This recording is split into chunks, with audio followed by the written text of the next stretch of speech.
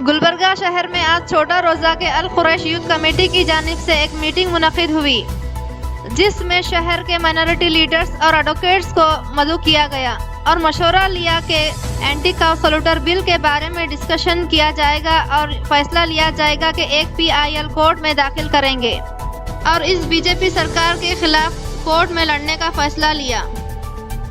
इस मौके पर जनाब नज़र मोहम्मद बाबा खान, जनाब नासिर हुसैन उस्ताद, डॉक्टर असगर चुलबुल, मज़हर एडवोकेट, कलीम एडवोकेट के अलावा दीगर कुरैशी जमात के मेंबर्स शिरकत की। आइए देखते हैं मज़ीद जानकारी के लिए गुलबर्गा न्यूज़।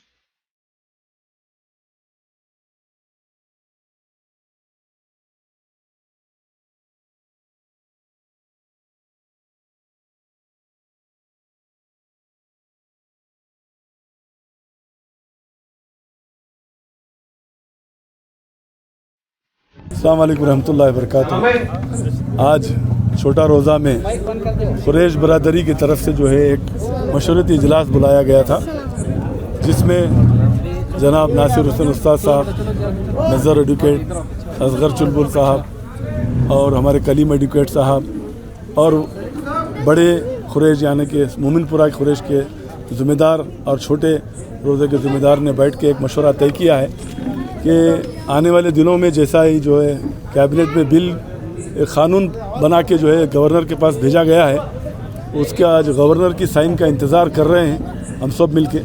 इंशाअल्लाह गुलबर्गा से भी और हर डिस्ट्रिक्ट से भी जो है इंशाअल्लाह PIL डाला जाएगा। मज़हर एडवोकेट साहब ने वादा किया है कि भाई दूसरे कम्युनिटी से भी वो बात कर रहे हैं, जैसा दलित बिरादरान हैं, OBC बिरादरान हैं और भी जो हिंदू भाई हैं, वो लोग जो इस गोश्त बंद होने पे जिसको तकलीफ़ हो रही है, जो लोग लेबर तबके के लोग हैं वो भी जुड़े हुए हैं। इंशाअल्लाह हर डिस्ट्रिक्ट से PIL डाला जाएगा और हम लोग जो है पूरी ताकत से और पूरे होश आवाज़ से इंशाअल्लाह इसका एहतजाज करेंगे। और कुरैश बरादरी अकेली नहीं है, पूरी इंसानियत उनके साथ है। अस्सलाम वालेकुम। तो यहाँ पर एक मीटिंग हुई, लोगों को बताया गया कि ऑर्डिनेंस को कब पे पेश किया जाता है, ऑर्डिनेंस की अहमियत कब होती है। जब क़ानून नहीं है, इमरजेंसी है, अर्जेंसी है, उसी हालत में ऑर्डिनेंस को पेश किया जाता है, ऑर्डिनेंस को पब्लिश किया जाता है। लेकिन यहाँ पर Karnataka prevention of cow slaughter and preservation of kettles act 1964 से अब तक कानून अभी तक है। जो रिसेंटली दिसंबर में जो बिल पेश किया गया है इसी मंथ में, वो बिल में रिपील करने का मुतालबा नए बिल के अंदर किया गया है, लेकिन वो 1964 का जो एक्ट है अभी तक रिपील नहीं हुआ है। अभी जब रिपील नहीं हुआ है, पहले पुराना कानून ही खारिज नहीं हुआ, फिर उसके ऊपर से और एक कानून, यानी पुराने दो कानून एक साथ चलेंगे। दो कानून नहीं चला सकते, इलीगल होता है वो। तो पहले रिपील होना वहाँ, यहाँ नहीं तो कोई कानून की नाम की चीज़ नहीं है। असेंबली अगर नहीं होती है, सेशन अगर नहीं होता है, उसी सूरत में ऑर्डिनेंस को लाया जाता है। यहाँ पर 1964 का एक्ट है, असेंबली में जो है वहाँ पर पेश किया गया है, काउंसिल में पेश करने वाले हैं, काउंसिल में पेश करो, आपके पास नंबर नहीं है, जिसकी वजह से आप लोग ये बदमाशी कर यहाँ की कर्नाटक की हुकूमत बदमाशी कर जो उनकी आदत है हमेशा चोर दरवाज़ों से वो काम करना, रात के अंधेरों में काम करने की वो लोगों की आदत है, जिसके वजह से ये ऑर्डिनेंस लाकर लोगों को जो है ये बताना चाहते हैं कि ये कॉन्स्टिट्यूशन को किस तरह से तोड़ा जाएगा, गैर कानूनी तरीके से कानून को किस तरह बनाया जाएगा। ये लोग ये तो महारत है, ये महारत लोगों को दिखा रहे हैं। तो हम लोग भी सुनने वाले नहीं, हम कॉन्स्टिट्यूशन को मानने वाले लोग हैं। बाबा साहब अम्बेडकर ने जो कॉन्स्टिट्यूशन बनाया है, ये कॉन्स्टिट्यूशन को मानने वाले लोग हैं और कॉन्स्टिट्यूशन की तहफ़्फ़ुज़ करना भी जानते हैं। हम अदालत के ज़रिए से भी लड़ना जानते हैं, रोड के ऊपर से भी लड़ना जानते हैं और उसी तरह से कानून का सहारा लेकर हम रोड की लड़ाई भी लड़ेंगे। इंशाल्लाह जीत हमारी होगी। ये ऑर्डिनेंस जो पेश किया गया है वो गैर कानूनी ऑर्डिनेंस है और ये लोगों को समझना होगा। ये पहली मर्तबा नहीं है सिर्फ ऑर्डिनेंस राज नहीं है, ये डेमोक्रेसी राज चलेगा। यहाँ पर अवाम का राज चलेगा। यहाँ पर एक नरेंद्र मोदी या अमित शाह का डिक्टेटरशिप नहीं चलेगी, यहाँ पर चलेगा तो डेमोक्रेसी का राज चलेगा। तो उनके ऊपर भी केस कीजिए, काउंटर केस क्यों नहीं करते आप लोग? काउंटर केस करने के बाद यहाँ पर गुंडागर्दी, ये जितने भी अपने आप को ये जो गौरक्षक बोलते हैं, जो गाड़ी लेकर निकलते हैं, जो गाड़ियाँ रोकते हैं, उनके घर के अंदर पहले गाय पालना। पहले वो लोग गौ माता बोलते हैं, अपने घर के अंदर पहले गाय पालो, उसके बाद में गौ माता की रक्षा करने के लिए बाहर निकलो। अस्सलाम वालेकुम तमाम लोगों से कि हम आज जो मेरे जलसा जो मीटिंग रखे थे, हम मीटिंग रखने का मकसद ये था कि हम हमारे लोग को एकताई और जागरूकता करने की कोशिश की है हमने बिल के ताल्लुक़ से, और उनको हम यही कहा गया कि इंशाअल्लाह ताला कि आप एकता और जागरूकता रहिए। अब मैं पूरे बिरादरी की तरफ से कहता हूँ, शुक्रिया अदा करता हूँ हमारे पूरे बिरादरियों का और नौजवानों का और बुज़ुर्गों का पूरा का शुक्रिया अदा करता हूँ, और जो इस मीटिंग में शामिल हुए उनका भी शुक्रिया अदा करता हूँ तहे दिल से। अब हमारा साथ भी देना है, क्योंकि ऐसा नहीं कि मीटिंग ख़त्म होगी आप चले गए। इंशाल्लाह आपको हमेशा साथ देने की हम तौफीक रखेंगे, आप साथ देने की कोशिश रखिए। इंशाल्लाह हम यही आपसे उम्मीद और कोशिश करेंगे। अल कुरैश यूथ कमेटी की तरफ इसकी जानिब से आज ये प्रोग्राम रखा गया था। अल्हम्दुलिल्लाह सक्सेस हुआ। आप बड़े भाइयों की वजह से, इन लीडरों की वजह से और आप सब की वजह से अल्हम्दुलिल्लाह ये अमल में आया, और इंशाअल्लाह अल्लाह से उम्मीद है ये मामलात को अल्लाह ताला अच्छे पैमाने पे अमल में ला के हमारे हक़ में फ़ैसला करेगा इंशाअल्लाह थे। और रही बात, एक चीज़ बड़ी पसंद आई, हमारे आपसी इख्तिलाफ़ात जो भी हैं, चाहे वो छोटों के हो, बड़ों के हो, जमात के हो, कमेटी के जो भी हो, जो अपने आपसी इख्तिलाफ़ात हैं, जब ये मसला आ जाए जहाँ पे छोटे से लेके बड़े को, बड़े से लेके हर किसी को नुकसान होगा, तब हमें एकजुट होना चाहिए, एक जगह होना चाहिए और ये मामलात को हल करना चाहिए। तो अल्हम्दुलिल्लाह हर कोई अपने अपने जहनीत के हिसाब से बात रखा, जो हमारे हक़ में बेहतर हो वही बात हुई है, और इंशाअल्लाह आगे भी हम इनसे मशवरे करके अपने मामलात को, यही तजवीज़ को इंशाअल्लाह आगे बढ़ाएंगे। और unity of Al Quraish youth committee जिस तरीके से काम को अंजाम दे, मसला इंशाअल्लाह कभी मामलात उल्टे ना हो, अगर कुछ हो भी जाता है तो इंशाअल्लाह बराबर ये कमेटी साथ रहेगी, सबका कुरैश बिरादरी का साथ भी रहेगा। और जो इम्पोर्टेंट चीज़ थी, जितने लीडर लोग हैं हमारे लिए हमेशा तैयार हैं, और हमको चाहिए कि हर वक्त अब कोई ढील नहीं छोड़नी चाहिए। जब कोई मसला ऐसा नज़र आए, इंशाअल्लाह हम लोग पूरे साथ रहेंगे, पूरे इन लीडरों के साथ रहेंगे, इंशाअल्लाह ये काम को अंजाम देंगे। इसी के साथ में अपने गाँवकशी बिल को लेकर आज यहाँ एक मशावरती इजलास मुनक़िद किया गया था। अल्हम्दुलिल्लाह मुत्तफ़िक़ा तौर पर सभी लोगों ने, तमाम सियासी क़ायदीन ने ये तय किया है कि 3 महाज पर इस बिल के ख़िलाफ़ लड़ाई लड़ी जाएगी। पहले तो एक क़ानूनी तौर पर जो मुनासिब हो, एक उकला की कमेटी उस पर काम करेगी।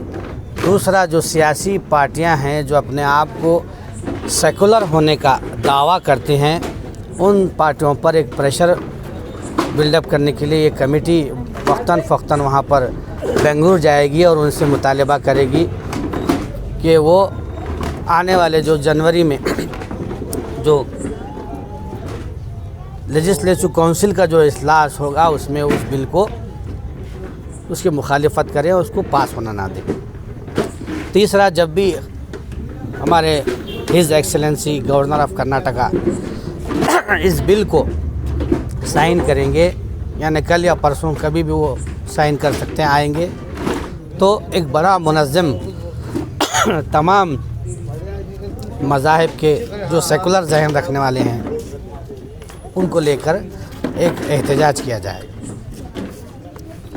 उसके बाद वक्तन फ़ौक्तन मशवरा कर कर किस तरीक़े से हम इस बिल को रिजेक्ट कर सकते हैं, नाकाम बना सकते हैं, उस पर भी काम किया जाए। खिलाफ है, इसके मुखालिफत में हम कई सालों तक खड़े, अरे हम करे वो करे नहीं, जो फैक्ट है वो फैक्ट बदलना नहीं चाहिए। जनता दल का स्टैंड इसके ऊपर कमिटेड था। आज क्योंकि जनता दल सेकुलर और कांग्रेस इस बिल के खिलाफ है, यहाँ पर भारतीय जनता पार्टी ने ऑर्डिनेंस को पास किया है। मदर एडवोकेट साहब ने कहा, उन्होंने कानूनी नोयत बताई, कानूनी पेचीदगी बताई, बड़ी नाजुक मरहला है, ऑर्डिनेंस कैबिनेट में पास होने के बाद गवर्नर का अप्रूवल होना चाहिए। It is to be approved by the honourable governor. Governor, मैं माजरत के साथ कहना चाहता हूं कि मुझे पूरा यकीन है कि गवर्नर इसको अप्रूवल देगा, कोई उसमें डाउट नहीं है, क्योंकि आज हिंदुस्तान का ये माहौल बन चुका है। हिंदुस्तान की सियासत ऐसे लोगों के हाथ में है, वो लोग बड़े साफ हैं, वो लोग मुसलमानों को अपना खुला दुश्मन कहते हैं, मुसलमानों के वोट के तवक्कु नहीं रखते, मुसलमान के वोट मांगने के लिए ही नहीं आते। उनके A to Z जितने प्रोग्राम्स नरेंद्र मोदी की हुकूमत यहां पर हिंदुस्तान में जब से आई, उनका नजरिया बड़ा साफ है। वो हमारे को खुश करने के लिए हुकूमत में नहीं है, वो लोग चाहते हैं कि मुसलमानों को आइसोलेट किया जाए।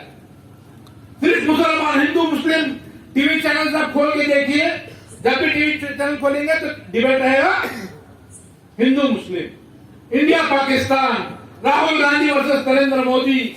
मतलब जहनियत को बिल्कुल हिंदुस्तान के अवाम को एक बिल्कुल महदूद तरीके से कर करके मुसलमानों को एक जो है कॉर्नर बना करके अपनी सियासत को चमका रहे हैं। और ये ताली मारने की बात नहीं है, और वो कामयाब तौर पर, बड़ी अफसोस है इस बात की कि आज कामयाब तौर पर हिंदुस्तान के प्रेसिडेंट ऑफ इंडिया से लेकर के और ग्राम पंचायत के इलेक्शन हुए, ग्राम पंचायत के इलेक्शन के सदर तक मुसलमानों के वोट बगैर मांगे के वो हुकूमत कर रहे हैं। चाहे प्रेसिडेंट ऑफ इंडिया हो, वाइस प्रेसिडेंट हो, प्राइम मिनिस्टर ऑफ इंडिया हो, तकरीबन पूरे स्टेट्स की जो है चीफ मिनिस्टर, चाहे खरीद फरोख्त करके क्या हथकंडे सियासत में अपनाना चाहिए, मगर हुकूमत कर रहे हैं। यह हकीकत है। आज यहाँ पर हम लोग जमाव में कोई गैर नहीं, कोई गैर नहीं है, कोई आपस में हम पर्दा रख के बात करना नहीं है। जो भी होगा हम सबको होगा। यहाँ पर ये जो कानून है, इस कानून के ताल्लुक से साफ तौर पर यह सिर्फ मुसलमानों को इफेक्ट होने वाला कानून नहीं, यह कानून हमारे दलित भाई गोश्त खाने वाले, यहाँ पर हमारे किसानों को इससे बहुत बड़ा नुकसान है। और जो बिल पेश हुआ है, मैं चाहता था कि मदर एडवोकेट साहब उस बिल के ताल्लुक से भी यहाँ पर उसका जिक्र करें कि क्या कानून वो लोग लाए हैं। मुझे पूरा यकीन है, अगर कोई सच्चा और ईमानदार कानून की समझ रखने वाला अगर कोई जज अगर बैठेगा, तो इस कानून को कोई 1% भी चांस नहीं है कि वो एक्सेप्ट किया जाए। 1% भी चांस नहीं है कि एक्सेप्ट किया जाएगा। इस नोयत का एक कानून बना है जहां पर आप लोग, हमारे भाई बोल रहे थे कि भाई गाड़ी पकड़ते हैं, हमको गिड़गिड़ाना पड़ता है, रिक्वेस्ट करना है, भाई साहब छोड़ दो। आज ये गौ रक्षक जो होते हैं, गौ रक्षक के जो चोर, गौ रक्षक लोगों को पूरा अथराइज किया गया है कि आप गाड़ी पकड़िए, आपका ये राइट है। आप गाय को अगर कोई लेके जा रहे हैं तो उसको पकड़ लीजिए, आप तोड़ दीजिए, उनको पुलिस स्टेशन में लेके जाइए, उनको मारने का भी राइट दे दिया गया। ये बिल्कुल मैं समझता हूं कि गैर इंसानी, इनह्यूमन जिसे कहते हैं, इनह्यूमन कानून यहां पर प्रेजेंट किया गया। ये anti Muslim, anti farmer, anti Dalit, anti meat eaters नहीं है, एंटी ह्यूमन है, इनह्यूमन कानून जो है बीजेपी जो है इस कानून पे लाई है। यहाँ पर इस कानून का पास होना मैं समझता हूं कि हिंदुस्तान के अमन के लिए खतरा है। क्यों खतरा है? जरूरी नहीं है कि जो है गाय को मुसलमान लेके जाएगा। ये भी हो सकता है कि हमारा हिंदू भाई अगर गाय को लेके जा रहा है, एक गांव से दूसरे गांव को हस्बैंड को लेके जा रहा है, तो कोई भी जाकर उसको पकड़ के मार के जो है ले जा सकता। गाय को ट्रांसपोर्टेशन के लिए क्या मोड होना चाहिए, क्या उसके फैसिलिटीज होने चाहिए। मैं सुना कि उसको एयर कंडीशन व्हीकल में होना चाहिए। नंबर ऑफ एनिमल्स जो है, कैटल जो है, एक गाड़ी में कितने होना चाहिए, उसका भी एक सिस्टम रहेगा। मतलब बोलना यह है कि ये बिल्कुल सोच नहीं सकते, कोई कानूनदान नहीं सोच सकता, कोई इंसान नहीं सोच सकता।